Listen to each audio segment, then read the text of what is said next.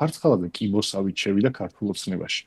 ყველასთან საერთო ბიზნესი გააკეთა, ყველასთან ფული იშოვა, ყველა დააკომპრომატირა და აქედან გამომდინარე ფარცხალაძე შიში გაუჩნდა ქოცებს. ეხლა რაც შეეხება გომელაურს, გომელაურმა დაახლოებით 200 მილიონ დოლარამდე ქონება დააგროვა, მეტი თუ არა.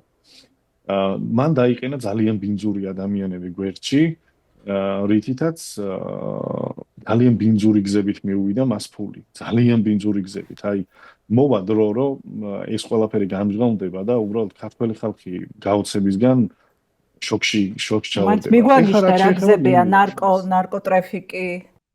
ნარკოტრაფიკიდან დაწყებული, აი აბსოლუტურად რაც კი არალეგალური ხდებოდა, კოლცენტრები ნარკოტრაფიკი, ეს საბაჟოს გვერდის ავლით თუნდაც თანხების შემოტანა, ეს თანხების გათეთრება, აბსოლუტურად აი რაც კი არსებობს სისხლის სამართლის კოდექსში დანაშაულის შეცვლილი მუხლები ყველაფრიდან აბსოლუტურად გომელაური წილში იყო. ასევე ლილუაშვილი გარკვეული პერიოდის მანძილზე კოლცენტრებიდან შემოსულ ფულს უტეხავდა ბიზნესს და ბიზნესი არ წმუნებდა, რომ კოლცენტრებიდან ფული აღარ შემოდის, იმიტომ რომ ვინც კი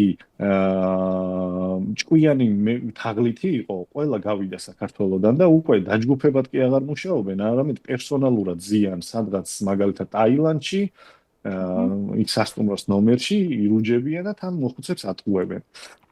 ხო და ლილუაშვილმა რო რახან პირველად იცით როგორ არის?